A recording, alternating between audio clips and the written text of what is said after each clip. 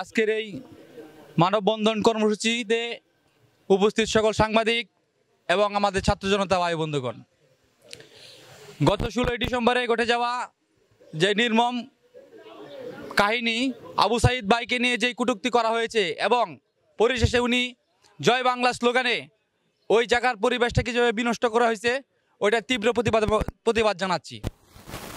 আমরা 5ই আগস্টের পরবর্তী সময় থেকে দেশকে সুশৃঙ্খল এবং স্বাভাবিক করার লক্ষ্যে যেভাবে কাজ করতে যাচ্ছি, প্রশাসনকে যেভাবে সহযোগিতা করছি, প্রশাসন আমাদের সহযোগিতা না নিয়ে কিছু কুচক্রী মহলকে তারা মাইমেন হিসেবে কাজ করাচ্ছে, যেটার পরিবর্তে আমাদের যে সংস্কার চেয়েছিলাম, যে নতুন বাংলাদেশ বিনির্মাণ করতে চেয়েছিলাম, তা সঠিকভাবে সম্পূর্ণ করতে পারছি না।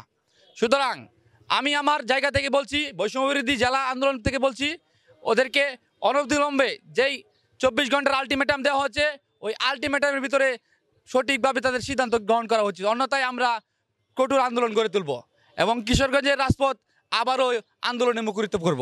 এ বলে আমার বক্তব্য শেষ করছি। ধন্যবাদ।